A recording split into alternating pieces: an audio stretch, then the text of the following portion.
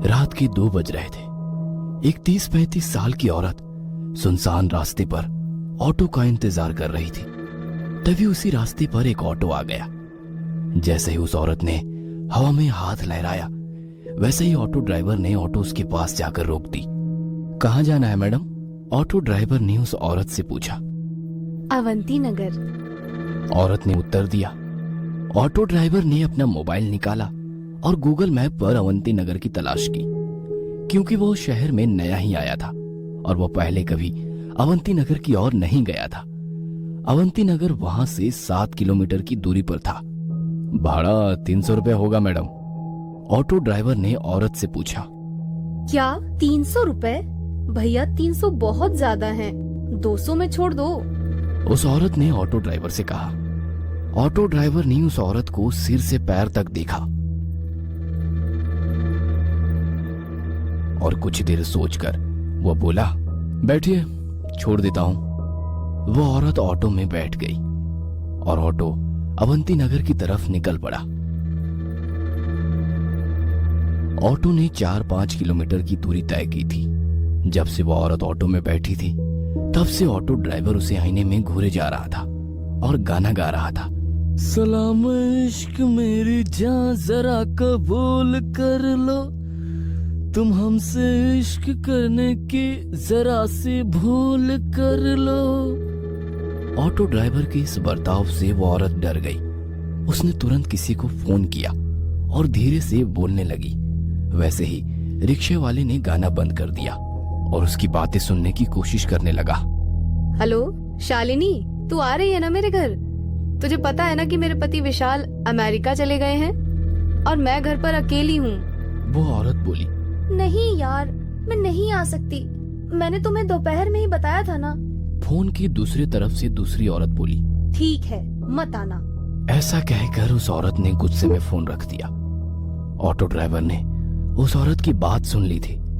उसने सुन लिया था कि वो औरत आज रात अपने घर पर अकेली है और उसके सहेली ने भी उसके घर आने के लिए मना कर दिया है। ऑटो ड्राइवर अभी भी शीशे से उस औरत को घूर रहा था। इस वजह से वो औरत बहुत ज्यादा डर गई थी। तभी उस औरत ने एक बंगले के सामने ऑटो ड्राइवर को रुकने के लिए कहा। ऑटो ड्राइवर ने देखा कि उस घर पर सिल्वर लीफ लिखा हुआ था। वैसे वो घर नहीं, एक बड़ा सा आलीशान बंगला लग रहा था। जैसे ही ऑटो रुक गया, वो औरत ऑटो से उतर गई और ऑटो ड्राइवर को पैसे देने के लिए उसने अपना हाथ आगे बढ़ाया। तभी ऑटो ड्राइवर ने पैसे लेते समय उसका हाथ पकड़ लिया और बोला, अब जब तुम मुझे यहाँ तक ले ही आई हो तो एक कप चाय ही पिला दो। ऑटो ड्राइवर की बात सुनकर औरत और भी ज्यादा डर गई। उसने ऑटो चालक के हाथ से अपना हाथ छुड़ा लिया और सीधे गेट के अंदर भाग गई। यह देख ऑटो चालक मुस्कुराया। तभी उसकी नजर पीछे की सीट पर गई। औरत ऑटो में अपना मोबाइल भूल गई थी। इससे पहले कि औरत अपना मोबाइल लेने वापस आती, ऑटो ड्राइवर ने ऑटो स्टार्ट कर दी और वह वहां से 9-2-11 हो गया। कुछ दूर जाकर उसने ऑटो रोका और उस मोबाइल को देखा। वो कुछ 20-25 हजार का महंगा मोबाइल था। यह देखकर वो बहुत खुश हुआ, लेकिन उसने देखा कि मोबाइल बंद था। लेकिन अब कुछ समय पहले ही तो वो औरत मोबाइल पे किसी से बात कर रही थी, तभी तो मोबाइल चालू था। फिर इतने जल्दी ये बंद कैसे हो गया? वो मन ही मन बोला। लेकिन फिर उसने सोचा कि शायद मोबाइल की बैटरी डेड हो चुकी होगी, इसलिए बंद पड़ा होगा। तभी अचानक उसके सिर में एक डरावनी योजना आ गई। मोबाइल फोन देने के बहाने उस औरत के घर जाने की। उसके दरवाजा खोलते ही उसके गर्दन पर छुरा रखकर उसकी इज्जत लूटने की और फिर घर में से सारे पैसे लूट के 9-2-11 होने की योजना बनाई। लेकिन इसके लिए उसे एक और साथी की जरूरत थी, इसलिए उसने अपने एक दूसरे ऑटो ड्राइवर दोस्त को फोन किया और उसे अपनी योजना के बारे में बताया। जब उसके दोस्त ने सुना कि एक सुंदर औरत घर पर अकेली है, तब उसका दोस्त वहां आने के लिए राजी हो गया। उसने अपने दोस्त को उस औरत के घर का पता बताया और उसे तुरंत वहां आने के लिए कहा और खुद उस औरत के बंगले के बाहर जाकर रुक गया। 10-15 मिनट बीत गए थे, पर फिर भी उसका दोस्त अभी तक नहीं आया था। उसने उसे बहुत फोन किए, लेकिन वो उसका फोन नहीं उठा रहा था ऑटो ड्राइवर को ज्यादा देर तक रहा नहीं जा रहा था। उसे उस औरत का चेहरा बार बार उसकी आंखों के सामने दिखाई दे रहा था। उसके वो हवा में उड़ने वाले बाल उसकी आंखों के सामने आ रहे थे। उसके परफ्यूम की महक अभी भी उसकी नाक में बस गई थी। तो उसने अपने दोस्त को मैसेज किया, मैं अंदर जा रहा हूं, तुम्हारे लिए दरवाजा खुला रखूंगा, जल्दी आ जाना। जैसे ही उसने मैसेज किया वैसे उसने सीट के नीचे छुपाया हुआ चाकू निकाला और एक हाथ में चाकू और दूसरे हाथ में मोबाइल लेकर वो गेट खोलकर अंदर चला गया। उसने डोरबेल बजाई लेकिन अंदर से कोई भी जवाब नहीं आया। उसने 3-4 बार डोरबेल बजाई लेकिन फिर भी अंदर से कोई जवाब नहीं आया। उसने सोचा कि शायद वो औरत अब सो गई होगी। उसे लगा कि उसकी योजना विफल हो गई और गुस्से में आकर उसने दरवाजे पर अपना हाथ मारा। तभी घर का दरवाजा खुल गया। उसने उस औरत का मोबाइल अपनी जेब में रखा और दाहिने हाथ में चाकू लेकर घर में घुस गया। उसने घर का दरवाजा बंद कर दिया और इधर उधर देखने लगा। वो एक बड़ा सा हॉल था। उस फ्लोर पर कोई बेडरूम उसे दिखाई नहीं दी, इसीलिए वो सीढ़ियां चढ़कर दूसरे फ्लोर पर गया। वहां उसने देखा कि एक बेडरूम का दरवाजा खुला हुआ है और उस कमरे में रोशनी चालू थी। ऑटो ड्राइवर चुपके से दबे पांव उस कमरे में जा पहुंचा। अंदर कोई भी नहीं था। तभी उसे बाथरूम में से पानी गिरने की आवाज सुनाई दी। अच्छा, तो वो औरत बाथरूम में है, इसलिए उसे डोरबेल की आवाज सुनाई नहीं दी और इसीलिए उसने दरवाजा नहीं खोला। वो मन ही मन बोला और जल्दी से बाथरूम के दरवाजे के बाहर जाके खड़ा हो गया, क्योंकि उसने सोचा कि जब वो औरत बाथरूम से बाहर आएगी तो वह तुरंत उसके गले पर चाकू रख देगा और फिर बड़ी आसानी से उसकी इज्जत लूट लेगा। तभी अंदर से दरवाजे की कुंडी खुलने की आवाज आई। ऑटो ड्राइवर हाथ में चाकू पकड़कर सतर्क हो गया, क्योंकि वो औरत अब बाहर आने वाली थी। लेकिन 2 मिनट बीते, 4 मिनट बीती, पर वो औरत अभी तक बाथरूम से बाहर नहीं आई थी। आखिरकार ऑटो ड्राइवर ने बाथरूम के दरवाजे को अंदर धकेल दिया। जैसे ही उसने दरवाजा अंदर धकेला वैसे ही उसकी नाक में सड़े हुए मांस की बदबू घुस गई। उसने अपने बाएं हाथ से अपनी नाक बंद कर ली और बाहर से बाथरूम में झांक कर देखा और सामने का नजारा देख उसके पैरों तले जमीन खिसक गई। डर के मारे वो थर थर कांपने लगा, क्योंकि बाथरूम के बाथ टब में 8-10 लाशों का एक ढेर था। वो डर की मारे पीछे हटने ही वाला था कि तभी उस औरत ने पीछे से आकर ऑटो ड्राइवर की कमर में लात मारी और वो बाथरूम में जा गिरा। ऑटो ड्राइवर बाथरूम में गिरते ही उस औरत ने झट से बाथरूम का दरवाजा बंद कर दिया। जैसे ही ऑटो ड्राइवर ने उसकी दाईं तरफ देखा वो पसीने से तरबतर हो गया और उसने उठकर दरवाजा खोलने की कोशिश की, लेकिन दरवाजा नहीं खुला, क्योंकि उस औरत ने बाहर से दरवाजा बंद कर दिया था। उसे पता चल चुका था कि उस औरत ने जानबूझकर उसे बाथरूम में बंद कर दिया है। ऑटो ड्राइवर दरवाजा पीट पीट कर जोर जोर से चिल्लाने लगा, मैडम दरवाजा खोलो, मैडम मैं आपके पैर पकड़ता हूँ, मुझे यहाँ से बाहर निकालो, मुझसे गलती हो गई मैडम, मुझे माफ कर दो मैडम। वो भीख मांग रहा था, लेकिन बाथरूम के बाहर से कोई जवाब नहीं आया। बाथरूम के बाहर सन्नाटा फैल गया। आखिरकार दरवाजा पीट पीट कर उसके हाथ दुखने लगे और उसने दरवाजा पीटना बंद कर दिया। उसने उसकी दाईं ओर देखा, वैसे ही उसे बाथ टब में लगा लाशों का ढेर दिखाई दिया। 8-10 लाशें एक के ऊपर एक रखी हुई थी और हैरानी की बात तो यह थी कि उन सभी लाशों के ऊपर ऑटो ड्राइवर की यूनिफॉर्म थी। इसका मतलब ये था कि वे सभी लाशें ऑटो ड्राइवर की थी। उसने अपने कपड़ों को देखा तो उसने भी वैसे ही यूनिफॉर्म पहन रखी थी। बाथ टब के बगल में मोबाइलों का ढेर पड़ा हुआ था। ऑटो ड्राइवर ने उसकी जेब से मोबाइल निकाला और वो फिर एक बार चौंक गया, क्योंकि बिल्कुल वैसे ही मोबाइल का ढेर था। वो समझ गया कि उसे धोखे से फंसाया गया है। उस औरत का ऑटो में कहना कि मैं घर पे अकेली हूं और उसके बाद ऑटो में मोबाइल छोड़ना, ये सब उसकी ही चाल थी। और वह बुरी तरह से उसकी जाल में फंस चुका था। वो समझ चुका था कि वे सभी ऑटो ड्राइवर भी बिल्कुल उसकी तरह ही उस औरत के जाल में फंस गए थे और वो बाद में उसी बाथटब में मर गए। अब उसके साथ क्या होगा, इसका ख्याल उसके मन में ही आ गया। क्या ऑटो ड्राइवर उस भूतिया बंगलों से बच निकलेगा? इन सभी सवालों के जवाब जानने के लिए इस कहानी का अगला पार्ट देखना मत भूलना।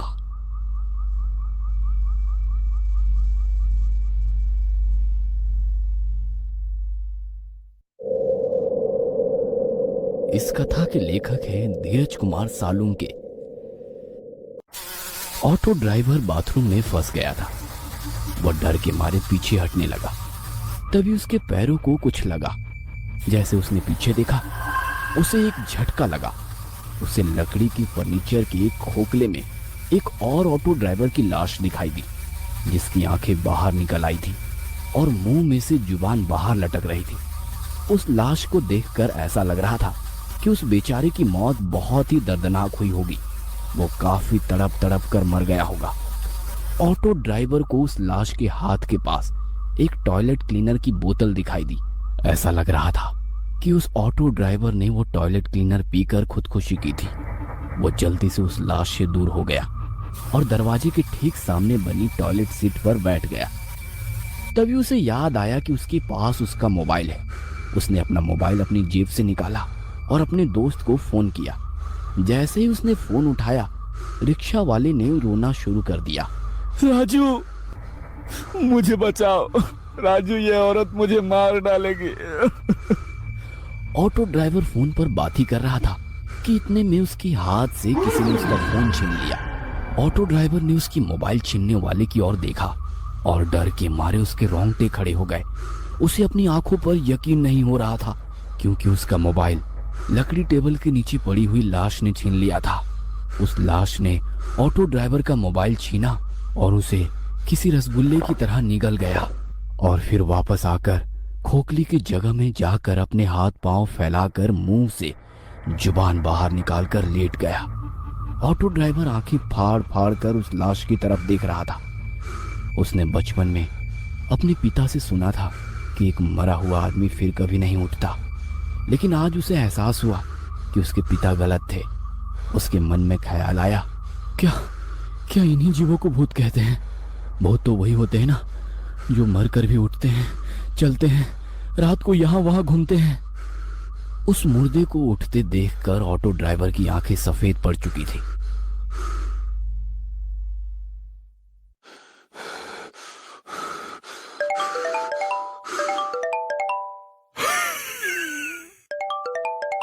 तभी अचानक से उसकी मोबाइल की रिंगटोन बजनी शुरू हो गई। उसका मोबाइल उस मुर्दे के पेट में बज रहा था। ये पक्का राजू का ही फोन होगा। ऑटो ड्राइवर मन ही मन बोल पड़ा। उसे समझ नहीं आ रहा था कि अब करे तो क्या करे। वो बड़ी ही मुश्किल में पड़ चुका था, क्योंकि वो अब ना तो राजू को कॉल कर सकता था, ना राजू का कॉल रिसीव कर सकता था। उसका मोबाइल 2-3 बार बजा, लेकिन कोई फायदा नहीं हुआ, क्योंकि फोन उठाना अब उसके लिए असंभव था। वो मोबाइल ही उसका बच निकलने का एकमात्र रास्ता था। और जब उसे महसूस हुआ कि अब वो रास्ता बंद हो गया है, तो वो फूट फूट कर रोने लगा। मैडम, मुझे यहाँ से बाहर निकालो। मैडम, मुझे यहाँ से बाहर निकालो। वो चीख चीख कर रोने लगा। तभी बाथरूम के बाहर से वो औरत बोली, अरे तुम अंदर कैसे फंस गए? आपको अंदर किसने बंद किया? ऑटो ड्राइवर ये सुनकर खुश हो गया कि औरत ने उसे बाथरूम में बंद नहीं किया था। मैडम, जल्दी से बाहर से दरवाजा खोलो। किसी ने दरवाजा बाहर से बंद कर दिया है। उसने बाथरूम के बाहर खड़ी औरत से कहा। हाँ, खोलती हूँ, आप बस दरवाजे के आगे ही खड़े हो जाइए। ऐसा कहकर वो औरत वहां से चली गई। कुछ ही देर में लोहे का कांटों वाला फावड़ा लेकर आ गई। ऑटो ड्राइवर दरवाजे के आगे ही खड़ा हुआ था। क्या आप दरवाजे पर नहीं हैं? उसने रिक्शा वाले से पूछा। ऑटो ड्राइवर अंदर से दरवाजे के सामने खड़ा था। हाँ मैडम, मैं दरवाजे के सामने खड़ा हूँ। आप बस जल्दी से दरवाजा खोलिए। ऑटो ड्राइवर बाथरूम से चिल्लाया। वो औरत हाथ में नुकीला फावड़ा लेकर बाथरूम के दरवाजे की तरफ भागी। इधर बाथरूम के अंदर ऑटो ड्राइवर ने सोचा, मैडम अभी दरवाजा खोलेंगी, कहीं मैं दरवाजे के बीच में ना आ जाऊं। इसलिए वो दरवाजे के किनारे पर चला गया और जैसे ही दरवाजे से बाजू हटा, उसी वक्त वो लोहे का नुकीला फावड़ा दरवाजे के आर पार हो गया। यह देखकर ऑटो ड्राइवर के होश ही उड़ गए। अगर वो उस दरवाजे के सामने एक और पल भी खड़ा होता तो वह लोहे का नुकीला फावड़ा उसके पेट से बाहर गुजर जाता और वो उसी पल मर गया होता। वो औरत जान गई थी कि उसका हमला जाया हो गया है, इसलिए उसने वो फावड़ा दरवाजे में से खींचकर बाहर निकाला। अरे क्या हुआ? आप दरवाजे के सामने खड़े रहिए ना, मैं अभी दरवाजा खोल देती हूँ। वो औरत बहुत ही प्यार से बोली, लेकिन ऑटो ड्राइवर ने अपने मुंह से एक शब्द भी नहीं निकाला।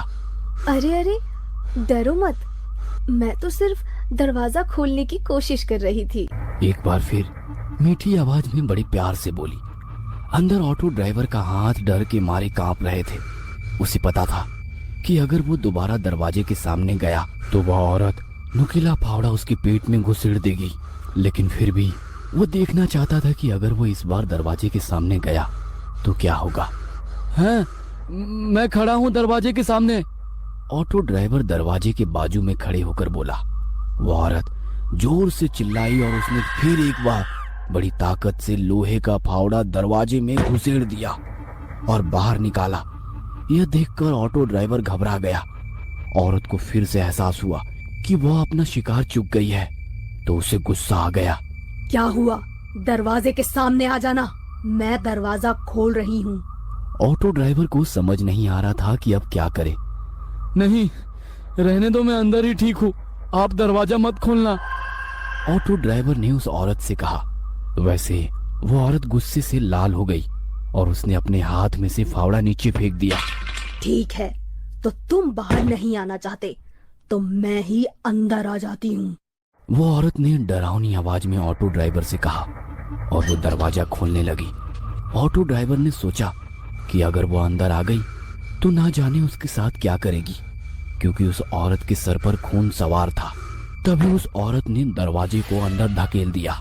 ठीक तभी ऑटो ड्राइवर होश में आया और अपनी पूरी ताकत से उसने दरवाजे को अंदर से बाहर धकेला और अंदर से बंद कर दिया। वो औरत गुस्से से लाल हुई और दरवाजे पर लात मारने लगी।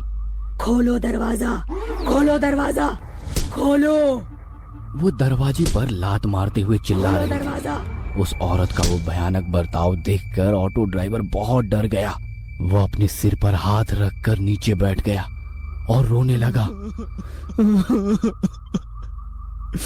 ये मैं कहाँ आकर फंस गया। वो सर पकड़कर रोने लगा। तभी उसे अपने गांव की पागल बाबिया की बात याद आने लगी। एक औरत के चक्कर में बाबिया ने अपनी खेती बाड़ी और घर बेचकर वो भिखारी बन गया था और बाद में वो पागल हो गया था। तब से वह हर आदमी को पकड़कर सिर्फ एक ही वाक्य कहता था, भाई चानात खूब वहाटा है। मतलब औरत की लत बहुत खराब है। लेकिन तभी ऑटो ड्राइवर उसे हर वक्त कहता कि वह मर्द ही क्या जिसे औरत की लत ना हो। ऐसी जिंदगी से तो मौत अच्छी। और आज वह एक औरत की वजह से ही मौत के सामने खड़ा हुआ था। बाबिया सही कहता था, भाई चानात खूब वाइट टस्सो, उसने खुद से ही कहा।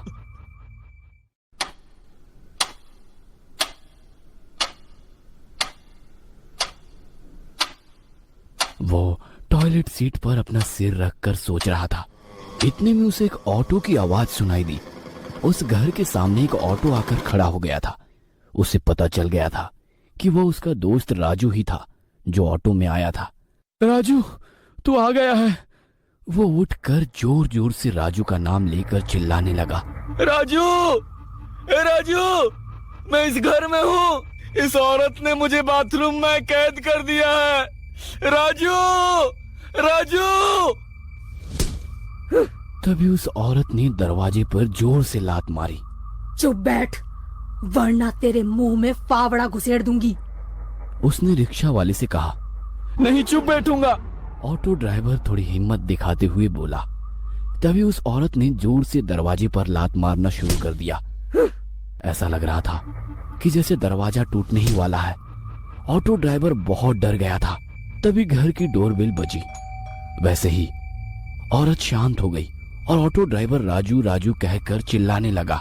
जरा रुको, हाँ मैं बस 1 मिनट में आई। वो औरत मीठी आवाज में चिल्लाई और दरवाजा खोलने के लिए वहां से चली गई। ऑटो ड्राइवर बाथरूम के दरवाजे पर आ गया।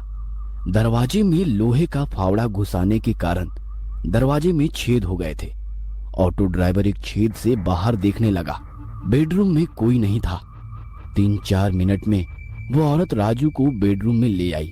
राजू को देखकर ऑटो ड्राइवर ने चिल्लाना शुरू कर दिया। राजू बचाओ, इस औरत ने मुझे बाथरूम में बंद कर दिया है। राजू! राजू ने ऑटो ड्राइवर की आवाज सुन ली।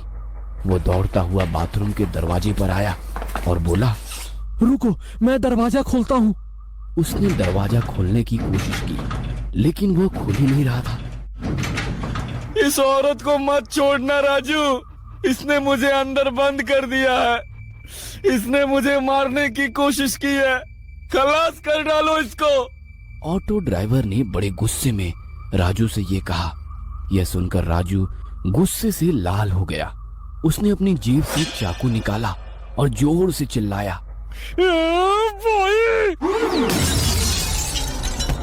उसके सिर से खून निकलने लगा। फिर भी राजू उठने की कोशिश करने लगा।